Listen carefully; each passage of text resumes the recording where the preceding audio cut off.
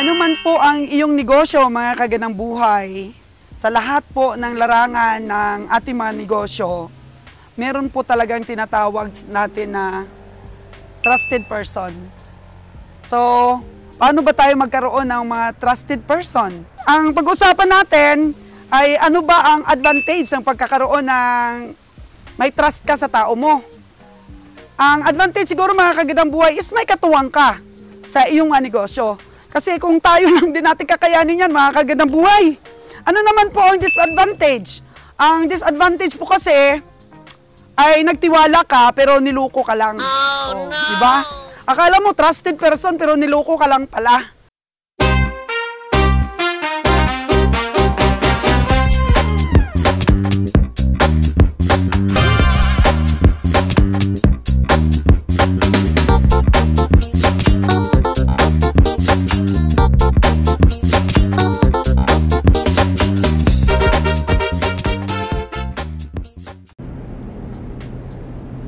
Padaong na po ang barkong sinasakyan ko sa pier ng Dumangas, Iloilo. Sumabay po ako sa truck natin para makauwi po sa bahay. Yan po ang ating mga sasakyan at ready na po yan sa pagrampa. Kaya bababa na po ako sa baba para po makasakay sa ating truck. Para di na nila ako hanapin. Kasi minsan nakakatulog ako, ando na sila, nakarampa na sa labas, tulog pa rin ako dito sa taas ng barko. Kaya, yun, bababa na po ang kagandang buhay ninyo para makausad na sa pagrampa po. Ayun na po ang truck natin. Medyo mahirap, medyo patalikod po. Oh no! Patalikod ang kanyang paglapas sa barko.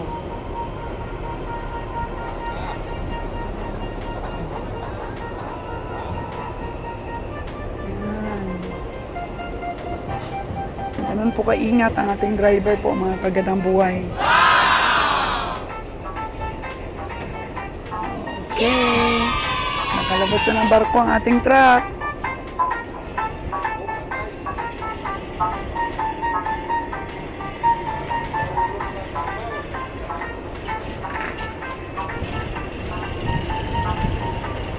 Okay.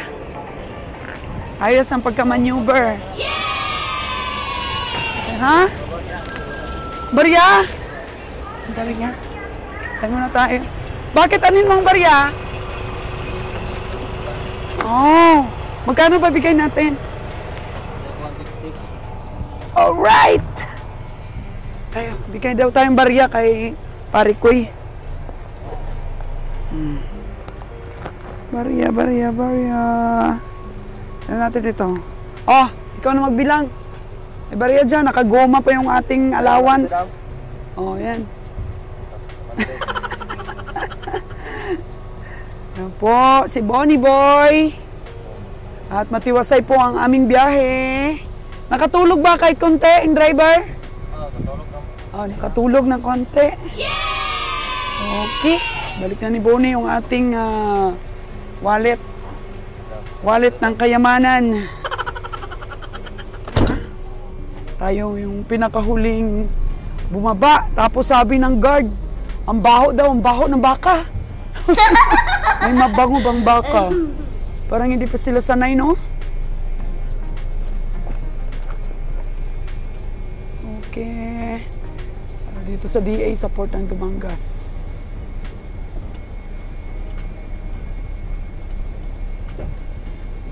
Oh.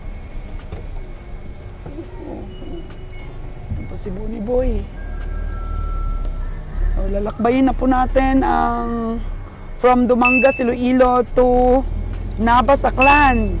Doon po ako bababa sa bahay. And ibababa po ang mga hayop natin sa Katiklan.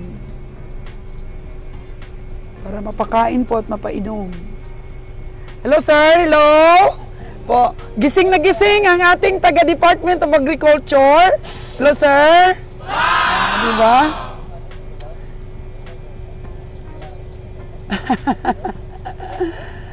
Puyat din ang ating taga-DA para i-check po ang ating mga credentials.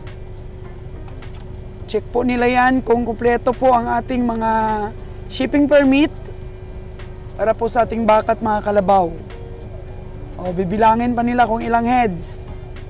At checkin po ang ating mga health certificate, ang ating shipping permit. Ayan. So, ayan na po, binabaybay na natin ang daan, mga kagandang buhay. At sabi po ng driver natin, mga 6 na oras pong lalakbayin namin ang papunta ng Katiklan. Kasi dahan-dahan lang po ang aming biyahe. Time check po natin is 1:30 in the morning. And then, 6 o'clock, day 1, 2, 3, 4, 5, 6, 7:30. 7:30 in the morning po ang dating natin doon sa Katiklan. And then baba natin, pahingahin sila. Pahingahin po natin ating mga baka. And then sunod pa na bukas, di ba? Ang sakay ulit. Sunod pa na bukas, meron pa silang, kung makadating tayo ng maaga, meron silang isang araw. And then may isang gabi. Tapos kinabukasan, mga 2 o'clock in the afternoon, magluluding na po kami ulit. So, preskong-presko po yung mga hayop natin. Kasi makapahinga sila at makakain. Oo. Andahan lang po kami. Maingat po ang ating driver dahil hindi po pwedeng break ka ng break dito kung livestock ang karga mo dahil kada break po matutumba ang mga baka. Nung una po na nagbiyahe kami, pag nag-break si Michael dati, uy, baligtad talaga yung baka, nasa taas na yung paa. Grabe talaga. So, ito si Lord John po, mga kagandang buhay, ayahay lang po yung driving dahil sila naman po mahirapan ni Bonnie Boy. Kung mga tumba po ang ating mga baka, ang hirap pong patayuin.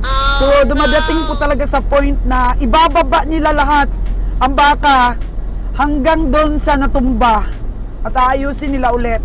So, super po talaga napagod yun, mga kagandang buhay. Ito po ang aming paglalakbay. Hindi lang po sa pamimili at pagsipat po natin dapat galingan. Kundi galingan din po natin ang pagtransport po at pag-alaga sa mga hayop natin hanggang makarating sa Katayan. So, pagdating pa sa Katayan, kailangan po natin pahingahin ulit at mangumpay ang ating mga kauwi para pakainin dahil mga 4 to 5 days bago po yan maubos ang katay. So nitong nakaraan mga 4 days lang, ubos na. Kaya nakabalik agad ang isa nating truck at tumawag po si Joseph kagabi, nandun na sila sa Katiklan. So bukas din ng mga 6 o'clock, i-area natin ang ating itlog para hati-hatiin po sa ating mga store, yung backload po natin. Then, proceed po sila. Karga po sila ng bigas para kay Bonnie dahil si Bonnie po may tindahang maliit. So, karga po ako ng bigas sila para kay Nalon po at kay Bonnie. So, 2020 plus 10 po na pang-allowance, pangbigay natin sa ating mga driver. Kasi merong allowance po ang ating driver na 2 half sack of rice every month. Ayan, para di magutom at malakas ang katawan. Ayan, para lumaki ang mata ni Lord John. Hindi siya papikit-pikit sa biyahe dahil sapat po sa kain ang ating driver. So, ayan, tulog-tulog na ang kagandang buhay ninyo. Papikit-pikit ng mata ko, di baling mata ko ang pipikit. Huwag lang po pipikit ang mata ni Lord John para maingatan po ang ating biyahe.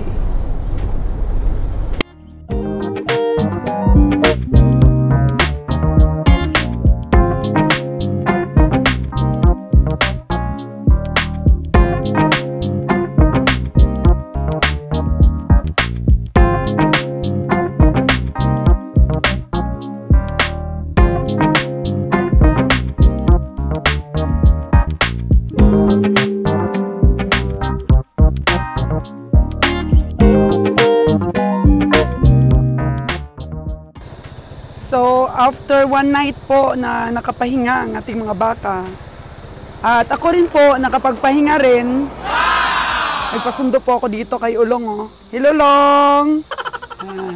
Nagpasundo po ako dito sa may cruising, papunta po sa ating pahingahan ng mga hayop dito po sa airport. Kasi wala akong driver. Dahil sila Bio at ang iba nating driver ay maraming ganap sa araw na ito. Kaya, yan, nagpasundo po ako sa aming motor top down para po mabisita natin sila habang kinakarga nila ngayon ang mga baka para sa biyahe nila mamayang gabi. Papunta na po ng Mindoro and then tawid sila ng Calapan at papunta po sa Cavite Slaughter. Hali po kayo at tingnan natin sila kung ayos ba ang pagpapakain nila sa ating mga kalabaw at baka. Yan o, ready na yung driver natin o. Oh, pogi no. So, ito po mga kaganang buhay, ang ating mga baka at nanginginain. Yan, kahit pakunti-kunti lang po na napier, nanginginain po sila. Yan sila at nakapagpahinga, presko po ang ating mga baka. Yan pa sa kabila. Presko po sila oh. Time check po natin is 1:25. 1:25 pa lang po. At bawat isa po ay pinapainom nila ng tubig na may feeds. Doon po, doon sa baba. Kasi doon po ang tubig. Ayan oh. Ganda pa rin po ng katawan. Sulit po. Basta may sapat na pahinga po at sapat na kain ang ating mga hayop, ay may laban po talaga sa biyahe. Dahil pinapahinga po talaga namin dito sa Kaliktikla ng isang gabi at isang araw.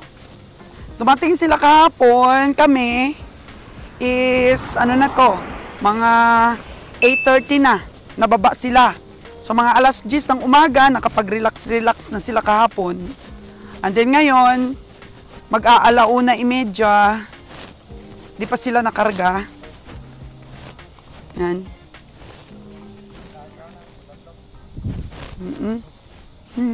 Dito mga hayop natin.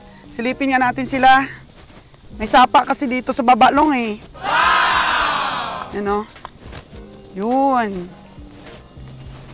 Yan po sila. Yun, yung mga hayop natin, nakapila na. Nakapila na sila para painumin po ng may feeds. Ito, tapos na yata ito eh. Yan. So, medyo matrabaho po ang baka no, sa biyahe. Pero ang kalabaw po natin, tugway-tugway lang po at saka painumin ng natural. Pero ang baka po talagang tinitingal pa. Para, sigurado po talaga na ganun karami ang kanilang nainom na may feeds. Malta at saka feeds po, tinitira natin dyan. Tingal po na hindi pa rin sila hikain sa biyahe. Sapat lang po na kung sa mga tao pa, malagyan ng painit ang tiyan. Malagyan lang ng laman. So yan po ang sapa at doon po banda ang ating mga tao. Silipin natin sila po mga nagandang buhay. Tapos akyat nila ulit yung mga baka. Yun o, marami ng tubig. Andun sila. Oh. Andun sila, oh, makikita natin. So ito yung mga baka natin, tapos ito pa inumin. Ano? Ganyan po ang pag-alaga na binibigay natin sa ating mga baka bago po sila iparampa. So ang baka po natin ngayon is 31 heads, tapos 19 heads lang po ang mga kalabaw. Ang kalabaw din, ang ganda din ng pahinga nila. Doon naman banda po yung kalabaw, last time, nakawala po yung kalabaw natin. Ito, may natira po dito sa truck natin na dalawa. Hindi na po binaba itong mga maldito na baka. Kasi alam na nila kung sinong mga maldito na baka, hindi na pinapalabas. Ayan, andun na kaagad sa taas yung isa at sa baba yung isa. Mga maldito po kasi, lumalaban pag pinapaakyat. O, ayan. Kita natin ating cowboy, oh. Diyan sila banda sa may gilid kumukuha ng tubig. Kasi medyo may bubon-bubon po dyan. Oo. O, ayan po ang ating mga baka. So, siguro, sabi nila mga, mga isang oras pa daw. Isang oras pa daw, tapusin daw talaga nila yung kanilang trabaho. Para lahat po ay mapainom ng tubig na may feeds po, mga kagandang buhay. Ito lang parang ano na no? Parang nakainom na ito no? Grabe po mga kagandang buhay no, yung pamimili nila Kabiyahing Nalon at saka ni Kabiyahing Winnie at ni Roger, wala nang payat. Yung payat iniwan na lang dun eh. Patabain na lang yun kasi meron na pong kuta ang tagakatay natin. 130 kilos up sa carcass weight. Oo. Reject po pag mga hindi nakaabot ng 130 kilos. Sabi naman ni Kabiyahing Roger at ang ating team, kayang-kaya naman po yan. Kaya di pwede pong bumili na tayo ng payat. And ito na oh, mga medium sizes. Oh, wala kayong nakita no? Wala kayong nakita na payat dyan at saka maliliit. Yan na.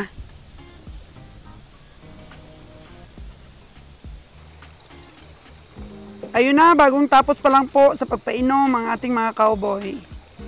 Oh, pati kalabaw pala, dinala nyo dito sa ilog. Lahat sila. Oh, tugway lang talaga yung kalabaw. Oh. Ayun oh, hala. Ang galing.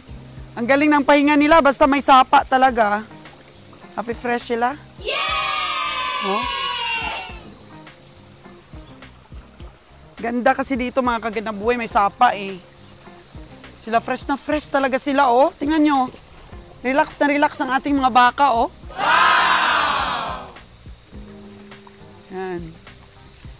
So mamaya pag ikarga sila, mga anong oras daw ang sakay nyo? 8, no? Alas 8 ng gabi o alas 10? Doon lang naman yun eh, alas 8 o alas 10 o alas 2 ng madaling araw. Alas 8 daw ang barko. So kung di makasakay ng alas 8, alas 10 yan or else alas 2 ng hapon. Gabi, alas 2 ng gabi. So, ito yung mga banyera nila, oh. Yan. Marami pang natirang feeds, dong. Yung sa taas daw. Oo. Painom daw yun sa 2 piraso na hindi bumaba kasi nga mga maldito po, mga kagandang buhay. Oh, diba? Nakabalandra po talaga oh. No trespassing, private property, no livestock parking, order by owner. Pero sip-sip po tayo sa owner. Huh? Kaya ano tayo. Hello po! Nakagamit pa rin po tayo ng sapa dito. Sip-sip kasi po tayo eh. Magaling tayo magbayad. Kaya tayo pa rin po dito ang livestock na nakakagamit. Mga cowboy kasi namin, puro malambing eh. Wow! Ito lang po yung cowboy na gwapo, oh. So, ayan po mga kagandang buhay. Tuwang-tuwa po ako dahil ang ating pong mga baka ay walang injury.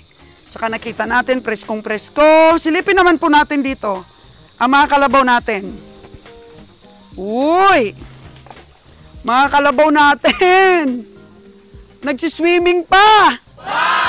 Grabe na talaga ito, oh. So lahat ba dong ng 19 natin kalabaw nakaligo? Nakaligo lahat sila? Ay. Nanunungay yung lalaki. Oh no. So nandun sila sa babaw, yung iba? Oo po, mga kagandang buhay. So, perfect na perfect po ang ating pag-alaga. Sungayan, hanggang bali ang kanilang mga sungay. Yan.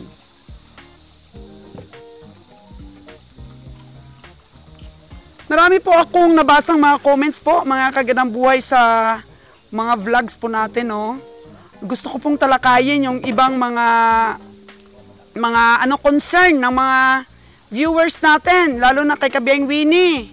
Tingnan natin mga kagandang buhay. Pag-usapan natin habang naghihintay po tayong i-loading nila ang ating mga baka at kalabaw. So, gusto nyo ba chika-chika tayo kung ano po yung mga concern ng ating mga viewers tungkol po sa ating pamimili ng hayop?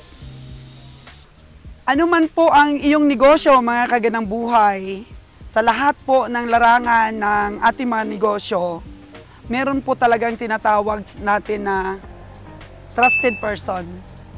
So, paano ba tayo magkaroon ng mga trusted person? Siyempre, kailangan po natin silang kilalanin at kailangan po natin silang obserbahan at kailangan po nating ibigay sa kanila ang mga karapat-dapat po na para sa kanila, para in return, nagtatrust po sila sa atin at nagtatrust po tayo sa kanila. It's a give and take relationship po, mga kagandang buhay. Dito po sa aming negosyong livestock buying for slaughter ay kailangan din naming magkaroon ng trusted person. So, paano ba natin makikita ang mga trusted person po, mga kagandang buhay? Siyempre, yun nga, nasabi ko na kailangan natin silang obserbahan, kailangan natin silang kilalanin, at ibigay natin po ang karapat-dapat na para sa kanila. Sa aking mga videos, ay merong mga comment dito tungkol po kay Kabiang Winnie. Hindi lamang po siguro kay Kabiang Winnie po, mga kagandang buhay, pero siyempre, para din po sa lahat ng ating mga pinagkakatiwalaan. Ang sabi dito, sabi ni Diyos, all out ang tiyaga at pasensya sa pagsipat ni Winnie para makabili ng baka po, mga kagandang buhay, sa stockyard. Na sabi niya, pansinin mo, hindi bibilihan si Winnie pagkasama kayo. Di tulad, pag siya lang ang namimili sa mga bukid, patungan niya ng 1K per baka o kalabaw. Sinagot ko ito, mga kagandang buhay. Ang sabi ko po, hihe, hindi po kami bobo para hindi maintindihan yan. Aware po kami sa lahat ng bagay. Malaki din po expenses sa pamimili. Pero as long na tama po pa rin sa paningin namin ang tamanyo ng mga nabili niya sa bukid, ayos lang. Yan po. Tapos, meron pa pong isa. Sa bundok, hindi nyo alam tunay na halaga. Hindi nyo naman nakikita. Totoo po yan, di ba, mga kagandang buhay? Sinagot ko po.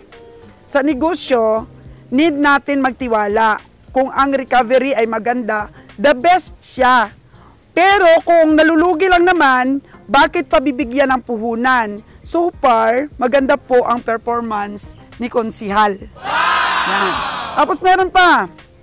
Si Winnie, wag mo na asahan na makabili sa stockyard yan. Wala siya kita dyan. Sa bundok, may ginansya siya, may sideline. Ayan po yung comments, mga kagandang buhay, no? At sasagutin natin yan. Kasi, mahirap talaga po na magtiwala ngayong mga panahon na to, lalo na po pag pera ang pinag-usapan. Pero kung ikaw po ay risk taker, no? Kasi nagpo-put up ka ng negosyo, kailangan mong magbigay ng risk. Risk taker ka. Ang negosyo po, mga kagandang buhay, lalo na po sa paghahanap ng trusted person, meron po yung advantage at disadvantage. So, kailangan po ang advantage, mas lamang sa disadvantage. Tatalakayin po yan natin, mga kagandang buhay. Ano ba yung advantage at disadvantage sa pagkilala at pagkaroon po ng mga inaasahan natin sa negosyo natin? Mahirap hanapin po, mga kagandang buhay, ang mga trusted person. Pero marami po kami niyan sa aming pong mga negosyo. Sa groceries lamang po, nakilala nyo ang aking manager, si Manager Darren, si Manager Bio, si Manager Lotlot. O, marami pong manager, marami po ako niyan, mga kagandang buhay, yung mga trusted person natin. Pero dito po sa negosyong pagbabaka ni Roger, may nakita na rin po tayo. At yun po si Kabiang Nalon, Kabiang Winnie, yung mga trusted person natin. So, ang pag-usapan natin ay ano ba ang advantage ng pagkakaroon ng may trust ka sa tao mo. Ang advantage siguro, mga kagandang buhay, is may katuwang ka sa iyong negosyo. Kasi kung tayo lang din natin kakayanin yan, mga kagandang buhay. Di ba, Long? Si Long po ang tagabantay ko dito sa Sapa, mga kagandang buhay. Habang yung mga cowboys natin ay busy sa pag-alaga sa ating mga hayop. Ano naman po ang disadvantage? Ang disadvantage po kasi ay nagtiwala ka pero niloko ka lang. Oh, no! Diba? Akala mo trusted person pero niloko ka lang pala. Kaya siguro po yung mga nag-comment na naisip nila yon kasi para maimula tayo na baka lukuhin lang tayo. Kasi nga, hindi naman natin nakikita yung pamimili nila. Oh, no! Kaya, disadvantage at advantage po mga kagadang buhay, kailangan mas lamang yung advantage. So, paano ba natin pagtiwalaan ang ating mga gustong pagkatiwalaan, yung mga trusted person natin? Siyempre nga, kagandang buhay, yung obserbahan natin sila, bisitahin din natin yung pamumuhay nila, and then, intindihin natin sila, mga kagandang buhay, palawakin natin yung pag-intindi natin, at ibigay talaga natin yung karapat-dapat sa kanila. Kasi ganito, oo, namimili si Kabeng Winnie doon sa mga bukid, di naman namin nakikita. Pero nagbigay po kami ng pang-intindi. Iniintindi po namin mga kaganang buhay na pagpunta niya pa lang doon sa stockyard, may expenses na. Eh kami nga, may expenses din eh. Siyempre, sumasakayan sa motor, nag-aarkila yan. Pagkatapos, habang sumisipat yan doon, kumakain yan. And then, habang bumibili yan ng mga hayop niya, may mga binabayaran din yan. Pagkatapos, itatransport niya yung kanyang mga nabili. Pagdating doon sa bahay niya, dahil iniipon pa yung mga hayop niya, nagbabayad pa siya doon sa nagbabantay niya. Tapos bumibili pa siya ng feeds para hindi po gumaan or malusweight yung hayop niya. And then bumibili rin po siya ng pagkain at nagbabayad din po ng syempre, ng kanya din pong tao doon. So okay lang po yan mga kaganang buhay kasi nagbigay tayo ng pang-intindi. Basta po mga kaganang buhay, nakikita natin sa tamanyo ng kanyang nabibili, halimbawa po nabili niya yon ng 50,000, kitang-kita po natin sa ating mga mata na ang tamanyo po ng 50 mil niya na nabili sa baka ay abutin din ng 50 mil pag sa stockyard po kami mamili. Ayan, so far mga kaganang buhay, mula nung bumili si Winnie sa bukid, merong talo ng konti, merong nanalo ng konti, merong nanalo ng malaki, meron din pong nag-income talaga siya mga kagandang buhay.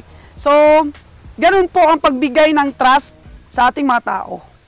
Yung hindi naman tayo nila lulugihin po, mga kagandang buhay. Kaya medyo tumagal po si Kabeng Winnie sa atin kasi kung isipin po ninyo doon, na dati sa mga vlogs, kung talagang viewers ko po kayo, nakikita nyo talagang halos binubulin na po si Winnie. Kasi nga, part po yun ng sa kanya, testing or pag-obserba, mga kagadaboy. Pero si Winnie po talaga is, consistent. Consistent po talaga yung pasensya niya, consistent po talaga yung binibigay niyang dedication dito sa trabaho. Bihira ka po makakita ng taong ganyan. At nagsubok rin po kami ng iba. Pero hanggang 2 biyahe lang nakita na talaga namin na sila yung nagtitake advantage po sa amin. Kaya yun po ang advantage mga kagandang buhay sa pagkakaroon natin ng trusted person, yung magiging katuwang natin sa ating negosyo. At ang disadvantage naman ay kung lulukuhin po tayo mga kagandang buhay. Siyempre kung sanay na po tayo mag-manage ng tao, nagiging na po tayo, nagiging magaling na po tayong mag-psycho sa mga tao na nagsasabi ng totoo o nagsasabi ng mga kasinungalingan na didetermine na po talaga natin yan. Kaya alam na po natin at aware po tayo na niluluko po tayo. Ganon. Kaya thank you so much po sa nagpadala ng comment. Very appreciated po namin yan. At hindi po ibig sabihin na trusted person na po natin yung mga katuwang natin sa negosyo ay 100% na po natin silang pinagkakatiwalaan. So, siyempre nandoon pa rin po ang pagbabantay natin at pagmamanage po mga kagandang buhay. Katulad lang po ng mga binibigay po natin na advices sa mayroong love affair na wag nating ibigay ng tudo-tudo ang ating pagmamahal. Mag-iwan naman po tayo ng konti para po sa sarili natin. Kapag niloko po tayo, at least makakatayo po tayo, di ba? Ma-recover pa natin yung nawalang dignity sa atin po, mga kagandang buhay. Kaya sa mga business po namin, nakapag-put up po kami ng mga trusted person. So, ano po ang dagdag na advantage na nabibigay sa atin nun? Hindi po tayo masyadong pagod sa ating pagninegosyo. Halimbawa po doon sa Boracay, kay Manager Darren, halos lahat siya na po ang nagpapatakbo ng business namin. Kami na lang po yung sa mga matitigas na mga bagay. Halimbawa po, pag-settle sa mga problema, 'di ba, sa supplier, problema sa mataas na presyo. Kami na po nagsisettle diyan, pero siya po yung nagmamanage talaga sa sales at kung paano po niya patakbuhin yung store natin. Pero nakamonitor pa rin po tayo mga kaganang buhay. So, disadvantage po sa kanila kung lukuhin nga tayo, nakapera nga sila. Pero mawawala naman yung dignity nila, may mapahiya sila sa tao, and then nagkasala sila sa Diyos, di ba po? Sa Diyos na lang po talaga pag negosyante ka. Kasi yung advantage kasi na may trusted person ka mga kaganang buhay, nakakaalis ka kung saan mo gusto. Ayaw ko po yung mga kaganang buhay, yung dyan na lang, di ba merong mga negosyanteng iba, ayaw nilang iwanan yung cashier nila o yung kaha nila, sila talaga nagkakaha. Ayaw ko po ng ganun, mga kaganang buhay. Life is short. Life is short po. Oo. Bakit dyan ko na lang ubusin yung oras ko, pwede namang magliwaliw-liwaliw po, di ba? Kaya nga naghahanap buhay tayo para mabigyan natin ng kasiyahan at contentment yung ating sarili. Paano na lang kung nandyan na lang tayo lagi, hindi natin maiwan-iwan po. Kailangan po talaga nating mag-put up ng trust sa mga selected person natin. Nakikita nating may potensyal para po pagkatiwalaan natin sila. So, ganun po ang potensyal na nakita namin kay Kabeng Nalon at kay Kabiyahing Winnie, pero nobody is perfect. Nakikita po namin yung mga konti po na mga sablay nila, pero mga kaganang buhay, magbigay po tayo ng pangunawa. Pangunawa po, mga kagandang buhay. Tingnan natin yung mga kalabaw natin. Ayan po sila mga kagandang buhay, mga kalabaw natin. So yun, pangunawa yung dapat nating ibigay sa kanila kasi nga, nobody is perfect po, mga kagandang buhay. Kasi kung masyado ka pong mahigpit sa mga tao mo, parang sinabi mo na rin, wala kang tiwala sa kanila. Di ba po? Kaya vice versa, yun nga ang sabi ko, magbigay ka ng tiwala sa kanila para in return po, magbibigay din sila ng tiwala sa'yo. Kasi ano na lang, magbibigay sila ng magandang serbisyo, na wala din silang magandang tiwala sa'yo, na niluloko mo rin sila. Ha? Kasi meron din manluloko po ng mga amo, mga kagandang buhay. Meron pong ganon. Manluloko din po. Hindi rin po marunong magbigay ng konsiderasyon sa mga tao nila. Kaya magbigay ka para bibigyan ka rin. Vice versa mga kagandang buhay. Yung tiwala, binibuild up yan. Kaya kung sisirain mo yung tiwala sa'yo, isang beses lang po magbigay ng tiwala. Ulitin mo pa ba kung niloko ka na? Kaya wag po kayong mag-alala mga kagandang buhay. At siyempre, sisikapin po ng ating mga katuwang sa negosyo na hindi lang po sa pagbabaka o paghahayop, lahat pa po ng mga negosyo namin. Pagsikapan talaga nila yan na maibigay yung magandang serbisyo para kahit papano po, buong puso namin, nagbibigay din po kami ng serbisyo para sa kanila. Thank you so much po mga kagandang buhay. Nasagot ko ba ng maganda ang concern ng ating viewers? Kung may mali man po dito sa aking nasabi, pasensya na po kayo. Yung lahat po ng sinabi ko po dito is yung naranasan lang po namin. Pero kung may iba naman po kayong mga comments, ayaw nyo po yung comments namin, nasa inyo na po yun. Kasi iba-iba naman po kasi yung karanasan sa negosyo ng bawat isa. Yung sa amin naman po, yung mga nasabi ko, ay yun naman po yung natutunan ko dito po sa mga negosyong hinawakan ko po. Kaya kung may kamalian man, say wala pong bobo kung marunong po tayo mag-intindi. Di ba mga kagandang buhay? Pag-intindi lang po talaga at sa magandang usapan at yung pinapakita po nating loyalty din sa ating mga tao, susuklian po nila yan.